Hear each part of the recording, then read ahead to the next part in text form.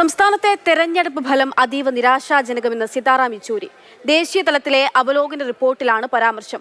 Report സംസ്ഥാന കമ്മിറ്റിയിൽ അവതരിപ്പിച്ചു. കെ സ്റ്റെഫിൻ വിവരങ്ങൾ നൽകാനായിട്ടുണ്ട്. സ്റ്റെഫിൻ, ഈ തെരഞ്ഞെടുപ്പ് തോൽവി അത് CPM പ്രതീക്ഷിക്കാത്ത തരത്തിലുള്ളതായിരുന്നു എന്നുള്ള വിലയിരുത്തൽ അവലോകനം ഇതിനകം തന്നെ വന്നു കഴിഞ്ഞു. ഇപ്പോൾ ജനറൽ സെക്രട്ടറി എന്താണ് പറയുന്നത്? അക്ഷയ, കേന്ദ്ര നേതൃത്വം ഏറെ പ്രതീക്ഷ വെച്ചിരുന്ന സംസ്ഥാനങ്ങളിൽ ഒന്നാണ് കേരളം. സർക്കാർ ഭരണത്തിൽ ഉണ്ട്. അതുകൊണ്ട് തന്നെ ഒരു 12 സീറ്റിന് മുകളിൽ കിട്ടുമെന്നുള്ളതായിരുന്നു പ്രതീക്ഷ. എന്നാൽ ആ പ്രതീക്ഷയെല്ലാം അവസാനത്താക്കിക്കൊണ്ടാണ് തിരഞ്ഞെടുപ്പ് ഫലം വന്നത്.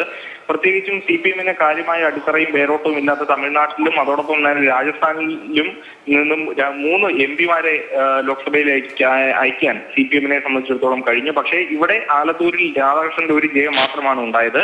അത് രാധാകൃഷ്ണൻ അല്ലായിരുന്നുവെങ്കിൽ ആ ജയവും ഉണ്ടാകില്ല എന്നുള്ളൊരു കണക്കൂട്ടൽ CPM-നെ സംബന്ധിച്ചിടത്തോളം, കേന്ദ്ര നേതൃത്വത്തെ സംബന്ധിച്ചിടത്തോളം ഉണ്ട്.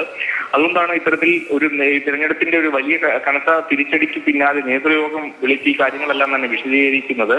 ആ നേതൃയോഗത്തിന്റെ ഭാഗമായി ഇന്ന് സംസ്ഥാന കമ്മിറ്റി ചേർന്നിരുന്നു. ആ സംസ്ഥാന കമ്മിറ്റിയിലാണ് ദേശീയ തലത്തിൽ റിപ്പോർട്ട് അവതരിപ്പിക്കുന്ന വേളയിലാണ് ഈ തിരഞ്ഞെടുപ്പ് ഫലം അതീവ നിരാശാജനകം എന്ന ഒരു കാര്യം ജനറൽ സെക്രട്ടറി സീതാറാം യെച്ചൂരി പറഞ്ഞു വെക്കുന്നത്.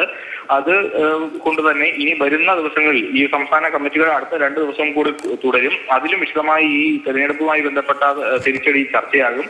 അതിനുശേഷം ഏതെങ്കിലും തരത്തിലുള്ള ഒരു തിരുത്തൽ നടപടി വേണമെങ്കിൽ അത് സ്വീകരിക്കും എന്നുള്ളതാണ് ഇപ്പോൾ മനസ്സിലാക്കാൻ കഴിയുന്നത്. ശരി സ്റ്റെഫിൻ, വിവരങ്ങൾ നൽകിയത്.